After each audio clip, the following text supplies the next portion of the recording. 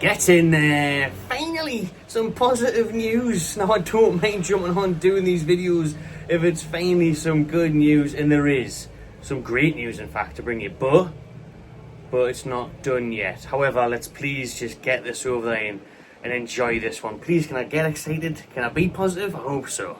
So Newcastle United have bid an official club record for RB Leipzig's Benjamin Sesko. The total package is around the £70 million mark with add-ons, and that is what the Bundesliga side want. So it is now up to Sesko to have some common sense. Don't be stupid, sunshine. Don't wait for Manchester United.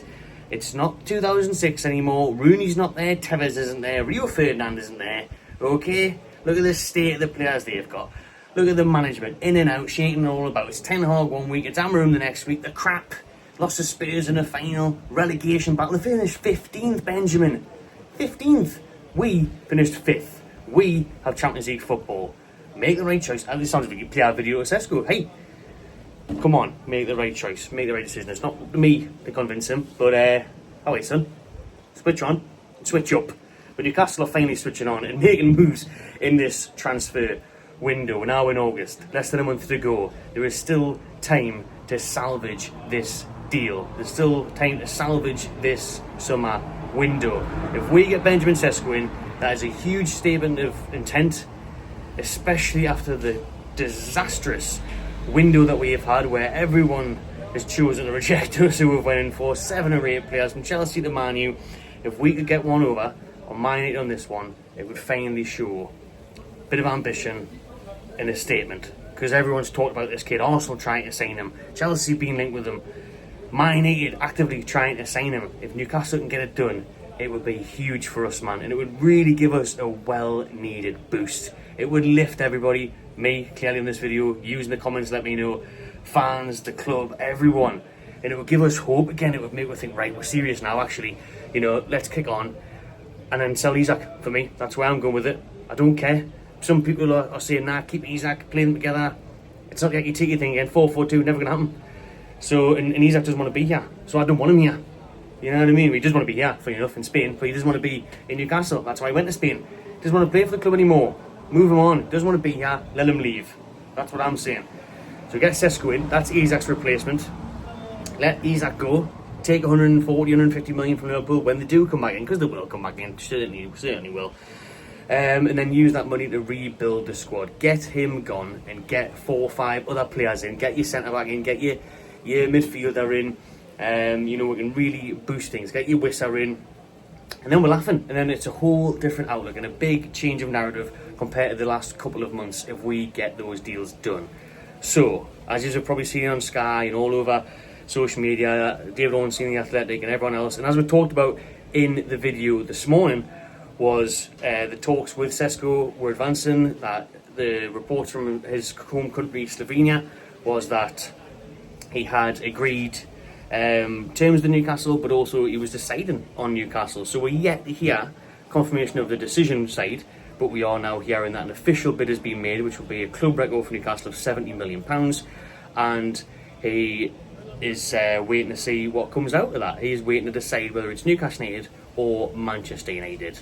So what is he going to do? He needs to be logical about this. Man United haven't placed a bid yet. There's talks that Man United need to sell players. Of course, they're trying to get rid of the likes of Garnacho, Anthony, maybe even Highland, quite a few of their players that have probably missed out there, to be fair. They're on about selling. So they may have to wait before they can make a bid. So Sesko could wait around, players may not leave, and then he's stuck in limbo. He's at Leipzig still. He needs to just be sensible with this. He needs to realise what's going on. Hopefully he's believing in the project. We've presented to him the club vision. So the club have been in Germany, talking with representatives. There's talks that Jamie Rubin flew out there. There's talks that Steve Nixon's out there dealing with his camp there and basically putting forward Newcastle United's project, ambition, the vision, maybe showing him the new stadium, maybe saying, listen, we know Isak might leave, but you're the main man now, and once we get Isak's money, we're going to buy such and such and this and that, and we're going to be fine again. And look at the fans, look what they'll do for you.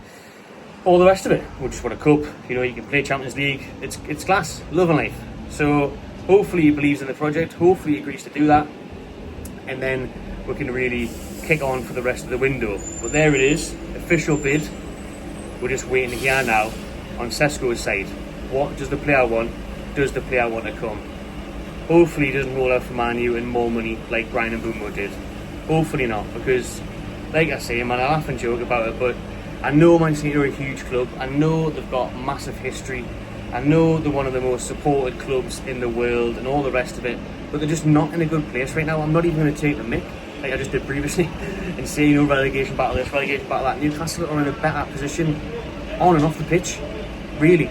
They really are. If they get the act together and the ball drew anyways, then they're, you know, just get a bloody sporting director in and everything, they get them in.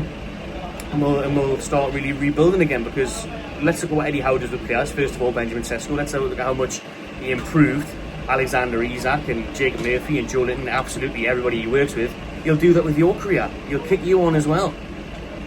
So hopefully he looks at that way. It doesn't look like the mess that Man United are in, and it's up to the player now to decide his future. But there's another important part here that has came out. Sorry for the bus. They've got some new arrivals at the hotel. Enjoy yourselves. He's out on that bus by any chance. So yeah, he's been to package all day, no doubt about it. Sesko, up to him, but the big thing that's came out from Lee Ryder from the Chronicle, who was out there in Korea, is that he said he has seen representatives from the Public Investment Fund of Saudi Arabia, obviously our owners, and they have been actively let our bus pull away. Say that, raise that, son, you twat. Get that deal signed, get off, don't want you anymore. Ta-ra. But we get a horrible case of sunburn. Anyways, where was I? Yes, PIF are in Korea with Eddie Howe, with the team, at the team hotel, discussing things and trying to get things moving forward. They have realised that, you know, this summer hasn't been good, that movement has to happen now, and they need to get deals done, both incomings and outgoings, and that they are now working closely with the staff, which should have been the case from the get-go, but they are starting to look around, they're seeing what Arsenal are doing, signing everyone, Liverpool, City, Chelsea as usual, Spurs even, you know, Pauline has a good sign now, I think. So, yeah, they're realising that it's getting tight. Teams around us are strengthening, and they want to solidify our place in the top 5. They don't want to lose out on Champions League football and what that does for revenue, growth, club status, everything. Popularity, you name it. Sponsors, everything, you can name it. Everything, I'll say it again, you can name it. But they don't want to lose out on that. They want to make sure they kind of make us a top 5 team consistently. Yeah? So they're there, putting the money where their mouth is, getting the bids on the table now. Official bid, finally, and no more, thankfully, no more exploring, talking, wondering, debating, considering. No, acting, finally acting, in bloody August. But we're finally placing big bids for big players.